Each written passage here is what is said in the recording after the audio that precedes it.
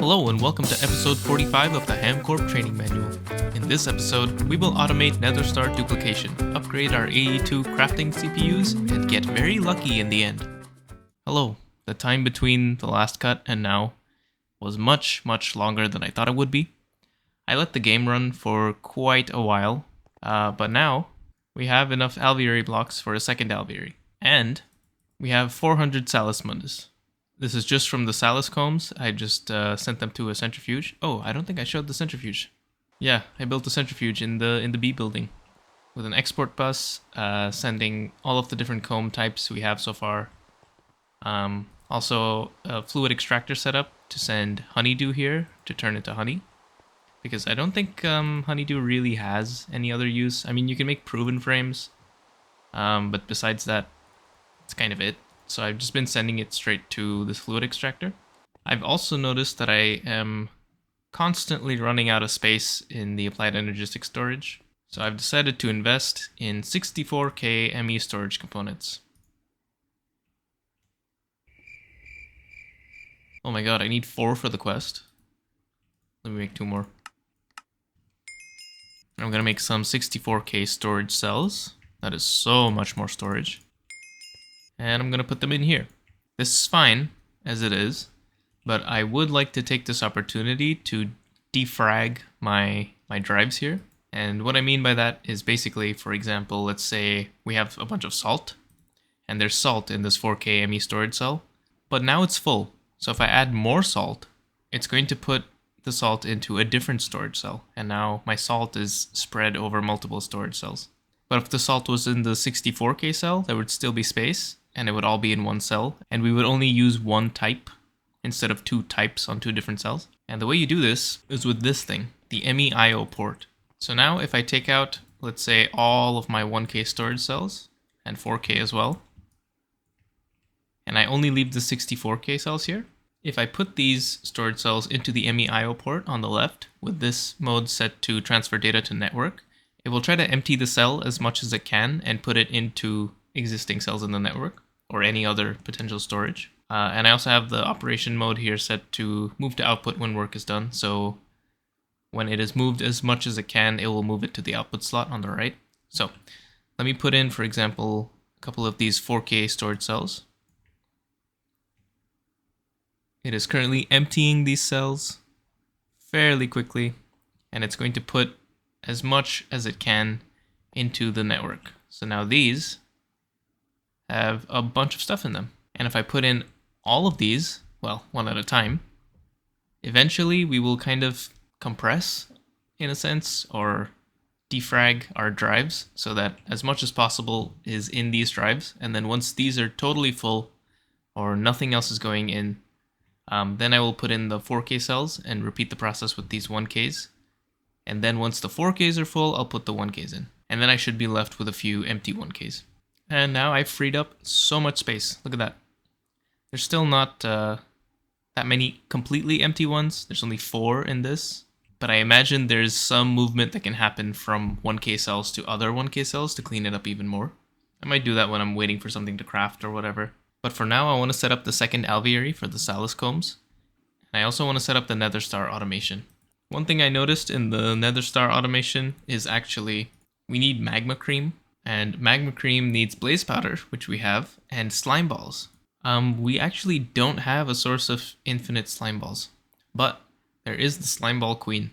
So a little bit of breeding. It's pretty easy to get this. It's just a marshy princess, which is something you can get from a swamp, and a clay drone, which we can get because it's just industrious plus diligent. So I'm going to breed up the slime ball bee, and I'm also going to set up the second alveary, and then we'll set up the Nether star automation. Okay, let's set up this production alveary. So, for this alveary, I have my transmission for the capacitor bank, of course. I have a rain shield, I have lighting, and I have 2 electrical stimulators. Now these are going to have intricate circuit boards that each have diamantine electron tubes. We're going to use these because the effect that they have is that they increase production by plus 1.5. And what that means, if you look at the tooltip for an alveary, it gives you this formula for production chance. P, the production modifier, starts at 0, And that is what the diamantine electron tube modifies. So each one increases P by 1.5. Now, one thing to be careful about is if P goes over 16, there is a chance that your pristine B turns into an ignoble B. So we want to avoid that, of course, because the electron tubes also increase genetic decay. So I decided to just do 2 circuit boards with 4 diamantine tubes each, and that brings P up to 12. You could do a third electrical stimulator with 2 more diamantine electron tubes and then 2 iron electron tubes. That would bring it up to 16, exactly 16, but I'm just kind of lazy. So I'm just going to do these. This is good enough for me. And now I'm going to put in the Salus bees. And I'm going to use an item conduit here with self-feed enabled. And now these should be going forever. I do have to deal with the excess bees that come out and also the products. Actually, you know what? Let's do it right now. And to deal with the products, I'm going to use a storage drawer here. These are going to have stringy combs and Salus combs, just like that. And I'm going to lock this drawer so nothing else can go in. And I'm going to put down a trash can here with an item filter, negative priority, so this is the last place it will put it. I'm going to whitelist a Salus Mundus drone. This has to be exactly the same Salus Mundus drone as the one that this is going to produce, and this happens to be that. And I think it does need to be unidentified, because the ones that are going to be created in the Alvary are going to be unidentified. By the way, if you get poisoned, just eat some Terrawort. That'll fix it. But anyway, so now any Salus Mundus drones that are produced are first going to be sent back into the Alvary, and once that's full and it has nowhere else to go, it'll send it to the trash can. And just in case I've set this up wrong, I have tons of backups. Now while this produces, I will hook this up to Applied Energistics with the storage drawer or storage bus and all of that stuff. But now let's make the slime bee as well.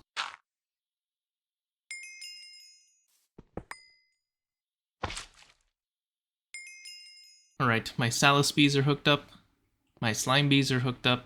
This is a temporary setup because I will be replacing this with an alveary. But basically they're going to produce stuff and put them into this drawer. These are connected through Applied Energistics, where stuff is exported into this centrifuge, where I made a small change, but basically now the output of the centrifuge is sent through an item conduit into a wall of drawers. I had to do this because all the bee stuff is going to be produced indefinitely, and if I just leave it, then eventually these drives are going to be full and we won't be able to produce more. So to prevent that clogging from happening, I have void upgrades on all of these drawers. So when one of these fills up, it doesn't clog, or it doesn't prevent the other ones from producing more. I'm not sure how well this is going to scale, given how many bees there are in the game. Probably not that well, but we'll see. But alright, we figured out our slime ball situation. We have blaze powder, of course, from the farm.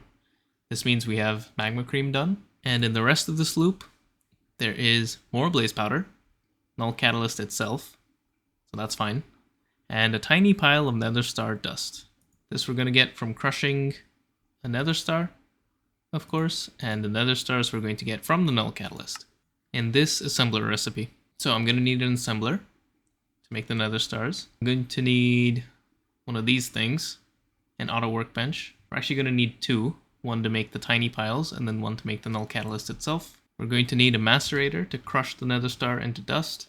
We're going to need a chem reactor to make the magma cream. And I think that is pretty much everything. Of course, we're going to need export buses, storage drawer, and we're going to need cables and all of the other logistic stuff. Okay, actually, it's a little bit more complicated. Anyway, let me explain. So, the main loop happens in this workbench, where we take these 4 ingredients and we get 2 null catalysts out of it. So let me talk about each of these ingredients. So let's start with the blaze powder. It is provided through an export bus. It doesn't go directly into the workbench. It instead goes into this low voltage regulator. And you'll see that actually a lot of these things go into this low voltage regulator. We don't want this workbench to end up full of one of these. Like if this was full of blaze powder, there would be no space to put in the null catalyst or magma cream or the nether star dust, and so this would break. So using the regulator, you can set it up so that it only places a certain number of each thing, and you can specify which slot it goes into. So here I have it set up to send 1 null catalyst, 1 magma cream, 1 blaze powder, and 1 tiny pile of nether star dust to the slots 0, 1, 2, and 3. That's 0, 1, 2, and 3. This way we prevent the workbench from clogging. But yeah, so that's the blaze powder. The magma cream comes from this chemical reactor. It's just slime ball plus blaze powder. Pretty simple. And then we just auto output into this regulator. The regulator will not fill up more than one slot, just like any other GregTech machine. So that's nice. The null catalyst we get from the null catalyst because it's duplicated. So I had to do something a little different here. So I have a conduit that goes to an assembling machine to turn into nether stars. And it also loops back into the regulator. So I have round robin mode enabled. And I had to put in an item conduit speed downgrade because otherwise it would take 4 items out at a time. It would take 4 null catalyst, put it in the assembling machine, and then the next 4 would go to the regulator and it would repeat. But 4 is too large of a batch size, I guess. So I had to use a downgrade to bring it down to 1. So we make the 2 null catalysts. One of them is sent to the assembling machine. The next one is sent to the regulator. And so the null catalyst keeps cycling between these 2. And then the extra null catalyst that's generated as part of duplication goes into this assembling machine. This assembling machine is supplied with Salus Mundus. I'm out, as you can see. But this will make nether stars. The nether stars will go into this frame drawer, but not until this macerator is full. Because the nether star dust is used to make more null catalyst, we also don't want to run out of that. So I've set a higher priority at the macerator than at the storage bus. So we're not going to make any new nether stars for us to use until this is backed up all the way, which sucks, but it is what it is. The macerator crushes the star into dust. This workbench turns the dust into tiny piles.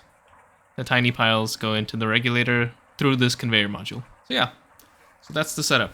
It's a little more technical and you have to be quite specific with things here. Obviously the orientation doesn't really matter, but the things like the round robin and the speed downgrade, those are required. I don't know if there's a better way to get the nether stars out here.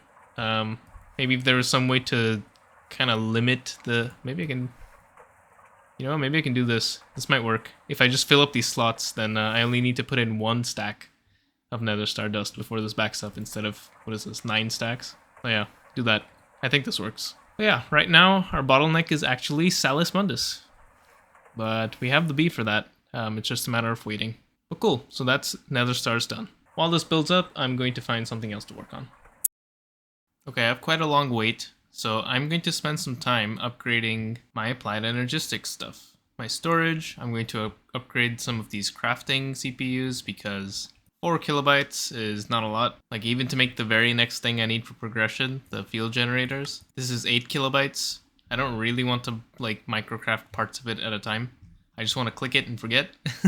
So I'm going to spend some time upgrading the crafting CPUs, probably the storage as well, maybe some fluid storage. And I'll even think about doing Essentia storage. It might be getting close to time to making one of these. Yeah, this is quite doable. So I do have to do some research, I imagine, because it is magic. We'll see, but for sure I'm going to upgrade these CPUs. I'm going to make a 16K just to do this quest, I guess. And also some coprocessors.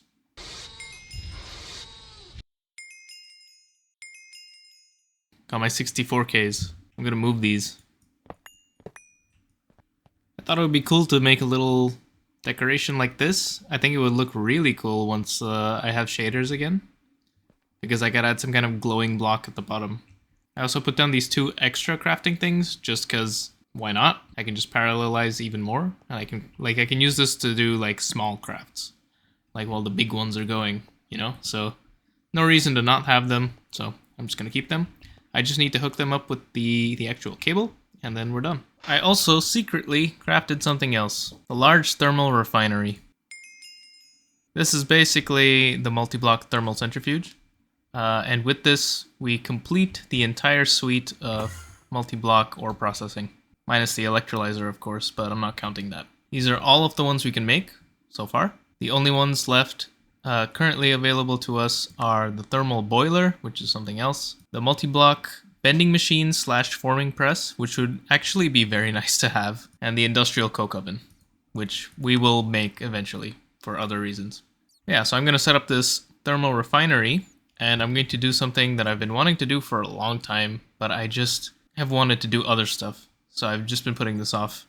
And that's basically, I want to process all of my ores. Like, I have so many ores just sitting here doing nothing. And I am constantly running out of super basic things. Like, I'm running out of chrome, I'm running out of copper, nickel, like, it's stupid. And silver, that one's kind of annoying. So I'm actually going to take this time where I'm just waiting for the Salus Mundus to make me a few nether stars to process as much of those ores as I can. Fun time. So I'll see you when I have my nether stars. Hello friends. Guess what I'm doing? That's right. Mining. Refreshing my supply of tungsten. So I have the ore processing going right now back in the overworld, but I wanted to upgrade all of those machines to EV. They're all HV right now. But that needs tungsten steel, and I was pretty much out of tungsten, so I decided, I'm gonna have the ore processing, and I'm just like AFKing and like playing Factorio. so I figured maybe I should just come here and mine endstone for a bit, and then I thought, let me fly around a little, see if I can find anything interesting. And I found a tungsten vein. It has tungstate ore and scheelite ore. It also has lithium ore, but that's a little kind of less important. But yeah, this is great. This is actually awesome. This is kind of, I think this is pretty rare. And I'm not even that far from the main island. Something like, yeah, it's just here. So yeah, so I've decided I'm just going to dig up this entire thing, and that'll give us so much tungsten that we'll be able to maybe even do the ore processing stuff. Ow, bro, like, fuck off. But yeah, fun little side discovery. Very happy to have found this. I will still be going to Mars, don't worry. And that is still my immediate goal now, I think. I'm just also still waiting for the nether stars to back up and start producing extras. One eternity later. I have processed all of my ores. Every single ore. I have 0 ores left. That's a lot of redstone. That's a lot of stone dust. I need to get some more mercury to completely finish the tungstate, but I do already have a lot of tungstate dust, and it's starting to be turned into ingots, so that's nice. It has been probably like 20 plus hours of just ore processing, but do you think I have any extra nether stars yet? Nope. Not one. This is just ridiculous. Like, this is filled up. This is filled up. This is about to fill up. So in 8 nether stars time, we will finally have some extra nether stars. That's just crazy. Set this up as early as you can. Or set up like an automated wither killer. Because this is really slow. Really, really slow. Well, I guess it's just slow to get started. The main problem is actually just we don't make Salus Mundus fast enough. It's very slow. But I mean, I'm just trying to make 2 field generators right now. And that's just 2 nether stars. So I'm just going to take them out of here. Whoops, wasn't me. And I'm going to use those to make these field gens. Thank you for watching this episode of the HamCorp Training Manual. In the next episode, we will get back onto progression. We will start by exploring moon dungeons for the Tier 2 rocket schematic. Our primary goal now is to reach Mars. I still have 2 more side tasks on my list, Blood Magic and the Multi-Block Miner. HamCorp would like to ensure enthusiastic employees that we will eventually get around to doing both of those. HamCorp would also like to remind you to rehydrate. Dehydrated employees are less productive employees, which would be a breach of your contract. See you next time.